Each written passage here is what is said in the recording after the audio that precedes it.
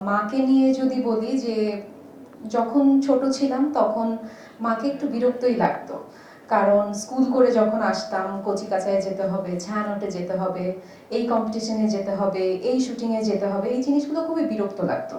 এবং শুটিং স্পটে যখন যেতাম বয়স্ক কাউকে দেখতে যদি সালাম না দিতাম বা তাদেরকে কথা না বলতাম তখন বাসায় এসে মার খেতাম। তখন বললাম যে মানে কেন সবসময় এত বেশি সালাম দিতে হবে সবাইকে, কেন এত সবার সঙ্গে হাসি হাসি কথা বলতে হবে, তখন বুঝতাম না। এখন যখন সেটে যাই বা আশেপাশের মানুষরা যখন বলে যে আমি তাদের পছন্দের বা আমি অনেক শ্রদ্ধা করি তাদের, তখন ওই মারের কথাগুলো মনে হয় যে আসলে সালামটা দেওয়াটা এখন একদম অভ্যাসে পরিণত হয়েছে মার খেতে খেতে।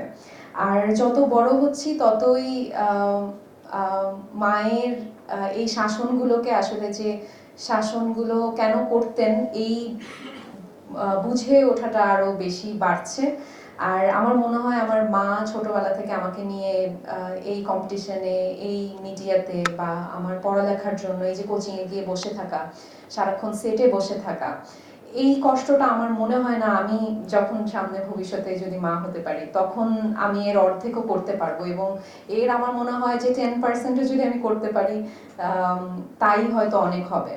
সো অনেক অনেক ভালোবাসা আমার মায়ের প্রতি এবং যত মায়েরা আজকে আছেন সবার প্রতি। আর আমি বলবো যে অনেক সময় রাগের মাথায় আমার দেখা যায় যে মন খারাপ থাকলে, মেজাজ খারাপ থাকলে আম্মুর সাথে অনেক সময় একটু জোরে কথা বলা হয়ে যায়, হয়ে যেত আগে।